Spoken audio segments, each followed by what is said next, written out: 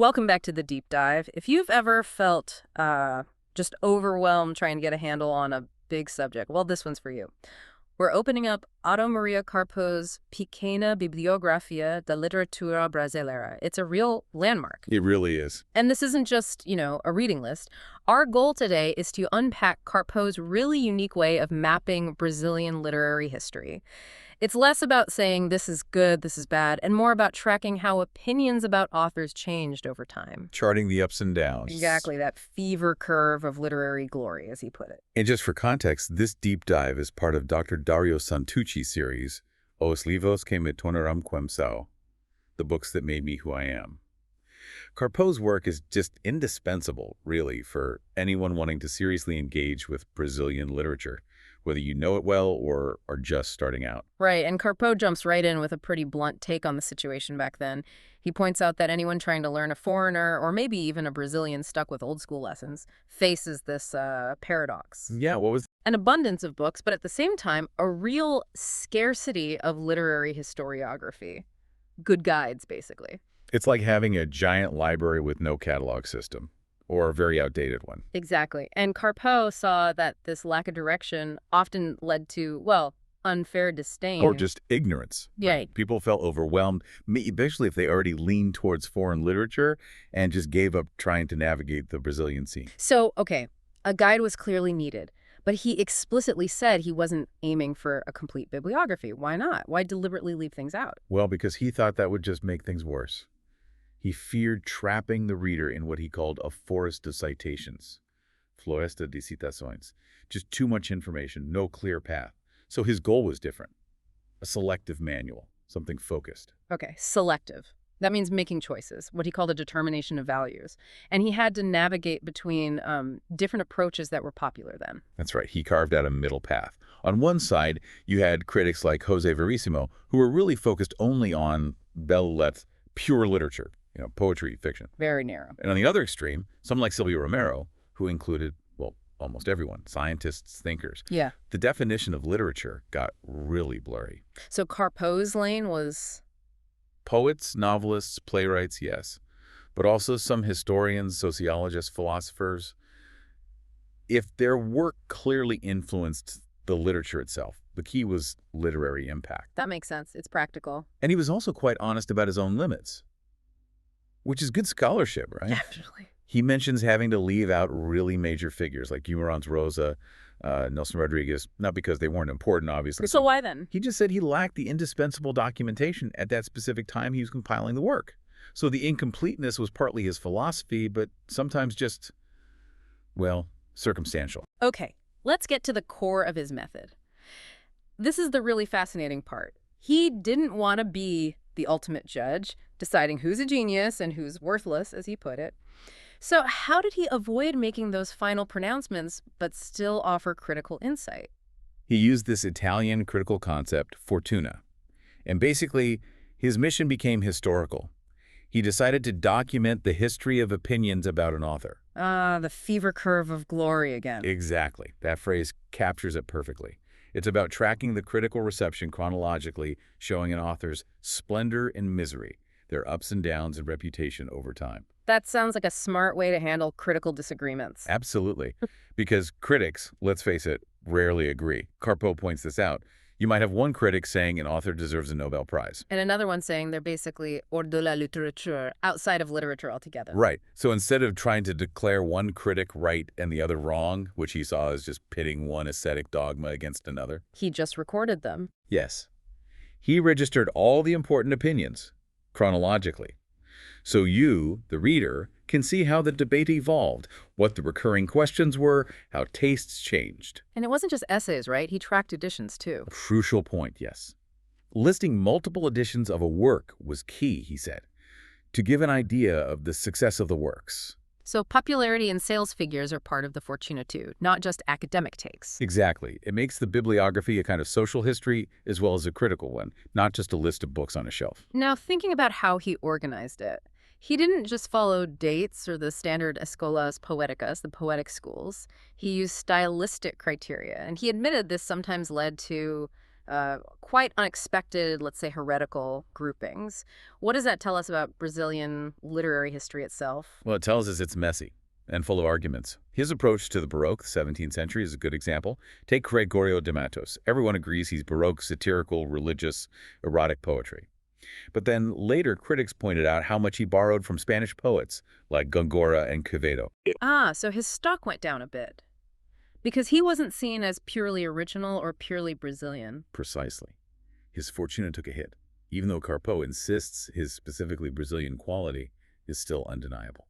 Interesting. And how does that compare to someone like Botelho de Oliveira? Well, Botelho de Oliveira's importance is maybe less stylistic. His Góngoristic style was criticized too, but his key distinction is historical. He was the first undoubtedly Brazilian poet published in his lifetime. So Carpeaux is balancing style, history, influence.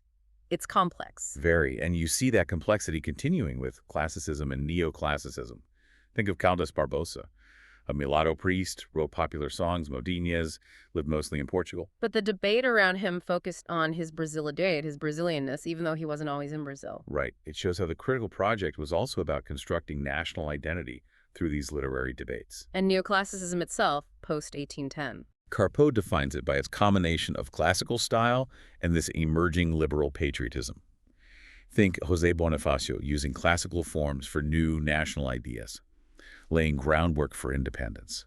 Okay, this next part, Romanticism, seems like where his method really shines, maybe because the period itself was so chaotic. Oh, absolutely. Carpeaux found Romanticism incredibly hard to pin down. You had authors dying young, styles overlapping. The neat chronological generations just didn't hold up. So he threw out the timeline. Essentially, yes, for his main groupings. He proposed 3 stylistic currents happening more or less simultaneously, sometimes in tension with each other. This is where his heretical approach really shows. What were the 3 groups? First, the national and popular. These are the writers focused on Brazilian themes, landscapes, identity. Think Gonçalves Dias, José de Alencar, Bernardo Guimarães. Nation-building literature. Okay, group 1. Second, the individualist group. Much more inward-looking, intensely lyrical, focused on personal suffering, melancholy. Carpeaux even notes that sometimes their pain seemed more livrescas, bookish, derived from reading than maybe deeply experienced. Álvares de Azevedo fits here. Interesting psychological observation. And this group also includes figures like Junqueira Freire. He was a monge de Fouquet, a defrocked monk writing poems full of religious doubt, very personal, very internal. So very different from the national focus. And the third group? The liberal or revolutionary group. And this is outward-looking again, but political.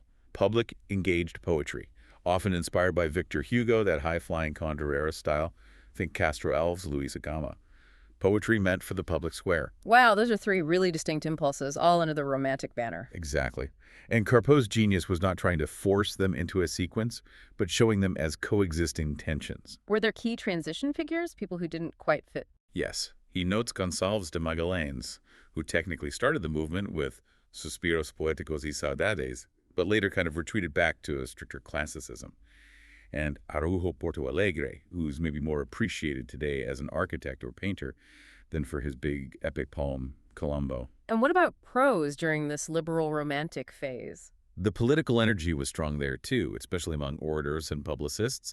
But Carpeaux specifically highlights Joaquim Nabuco in his Bibliography as the noblest representative of political romanticism in prose. Okay, moving forward in time, naturalism. Late 19th century, Carpeaux saw this as more than just a style, didn't he? Much more. He saw it as a whole set of convictions, scientific, social, political, strongly connected to a specific intellectual hub. Which was? The Escola de Recife, the Recife School. Thinkers like Tobias Barreto, Silvio Romero.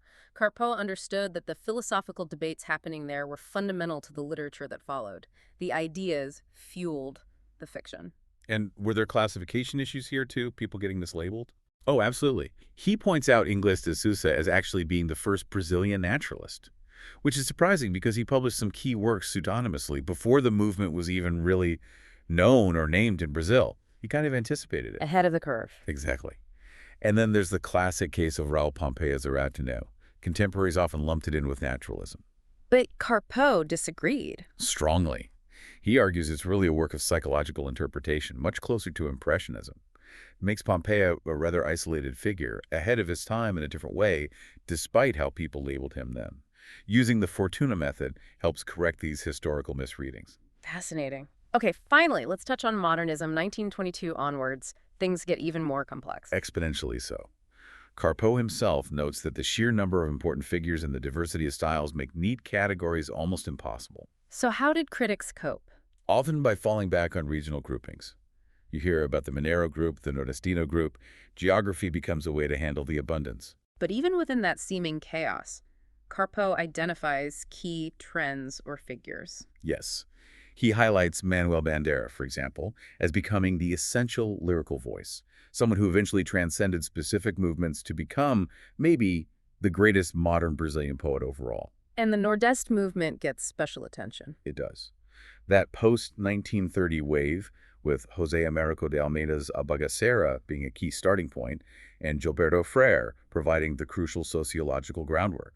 Carpeaux notes its distinct neo-naturalist style and strong social focus. So looking back at everything we've discussed, what's the big takeaway from Carpeaux's approach? I think the real enduring value isn't in his specific judgments about who's great. It's the method itself, that comparative historical engine, the commitment to documenting the critical life, the fortuna of Brazilian literature. And it clearly meant something personal to him, too. He mentions all the dry citations and obsolete stuff, but then ends on this note of gratitude. Exactly. He says that despite the academic dryness, the whole project was his way of showing gratitude, because it was through its literature that he truly learned to know and love Brazil and its people. That's quite moving, actually, a testament to literature's power. It really is. So here's a thought to leave you with. If Carpeaux's work shows anything, it's that even the greatest critics can disagree wildly, calling the same author Nobel-worthy, or basically outside literature. No, could it be that literary greatness lies less in achieving some final, comfortable consensus, and more in the work's ability to sustain that passionate debate, that fever curve, across generations? Maybe try exploring the critical fortuna of one of your own favorite authors. What have the ups and downs of their reputation looked like over time? It might surprise you.